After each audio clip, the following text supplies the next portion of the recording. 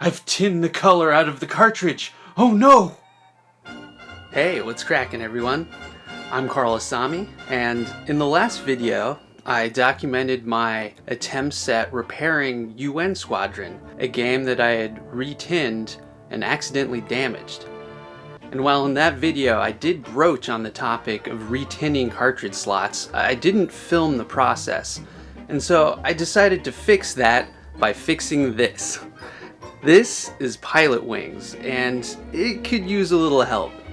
Now thankfully, this cartridge isn't nearly as damaged as the previous two. This cartridge usually boots up on the first try, but out of everything in my Super Nintendo collection, it's the best candidate I have for retinning. So I'm going to film the process and show you how I do it. I've got my tools of the trade here.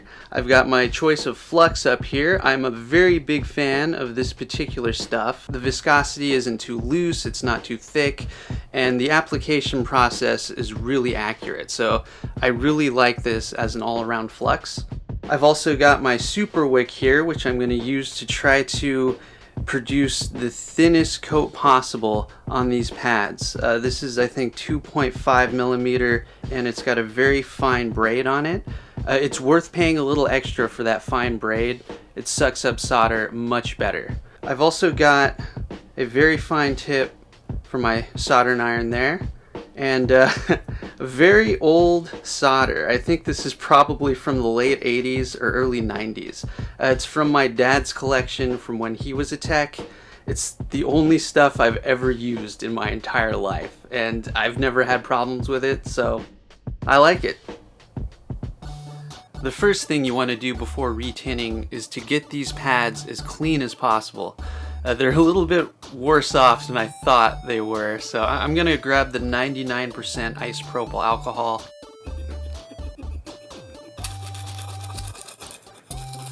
Well, that didn't clean up quite as well as I would have liked, so I think I'm going to follow up with a little DeoxIT.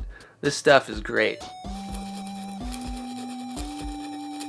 Now I'm going to try to finish things off with more isopropyl alcohol and an eraser. Okay, now that's looking a lot better. I went ahead and went over both sides of this with that eraser one more time, and now I'm really satisfied with the state of these pads. I think it's time to take this over to the garage and start tinning. I know some people get really intimidated by, not having the right solder set up, so I just wanted to dispel those rumors that you've got to have the best equipment. You can have a really simple setup and still get a lot of practical work done. This soldering iron here is probably about 40 years old. I think it was bought probably at a Radio Shack. It's Archer brand, and I've been using this. My sister's been using it. My dad used it for years when he was a tech. I mean, this thing has gotten a lot of work done. So I don't want you thinking that you need like the best soldering gun out there to be able to do this. You don't. Just use good technique, and I do recommend the Flux. Now typically the way I see people do this is to pre-tin the tip on the iron and then use that to drop some solder on the pad. But I don't have a whole lot of experience doing this, and I wanted to do an experiment and see what happens if we just try to apply it directly from our iron.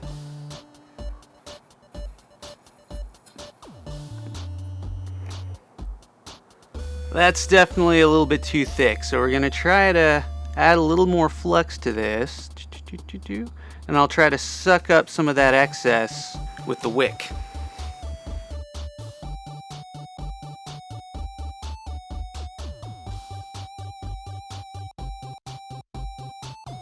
That's looking pretty good. Let's go ahead and clean that up and see how it looks.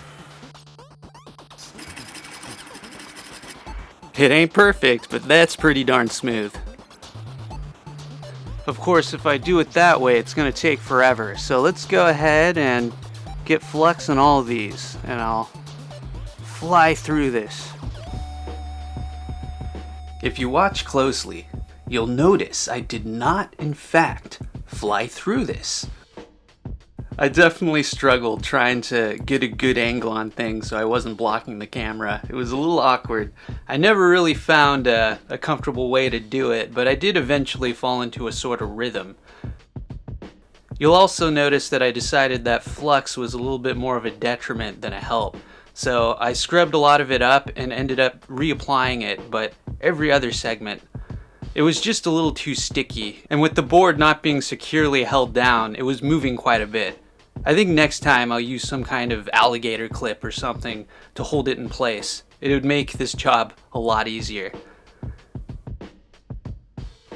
I cleaned up all the excess flux, making sure to get the other side of the board as well, as the flux tends to run over to the other side, and it's very sticky. And while it's non-conductive, it is kind of a dirt magnet, so you definitely want to get that off of there. There it is. There it is. It's not factory fresh, but that's pretty darn good. It's a lot better than it was. Now, I reviewed the footage from before, and I know it's kind of hard to convey in those shots because of the lighting, but the other side of this actually wasn't as bad as I thought. It's still tinned a little bit. There's no copper that's actually exposed, so I'm just going to apply a little bit of DeoxIT on there and call it a day. But this side certainly benefited from this tin job, and that Wick did a really good job giving this a nice smooth finish.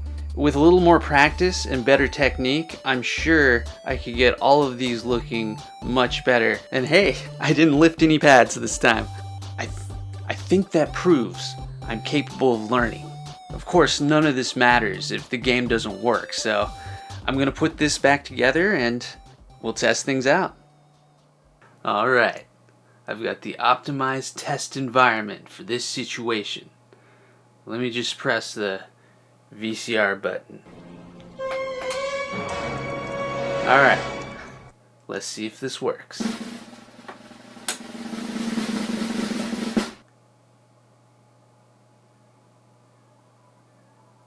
Uh-oh. I've tinned the color out of the cartridge. Oh no! Okay, in all seriousness, this is a black and white security monitor, so it's supposed to be black and white. Well, I don't really have anything else to say. Tinning your cartridge is not a very difficult job. It is kind of intimidating at first, but as long as you've got some flux and some wick, you can get a really nice smooth surface on there. I've only done this a few times. I'm a newbie, but I think this has kind of given me the confidence to take on some more complicated projects, like maybe this little guy up here. But I'm gonna have to save that for another video. Thanks a lot for watching. If you've got any tips for me, please share. Like I said, I'm very much new to this hobby. Thanks again for watching, and have a good one.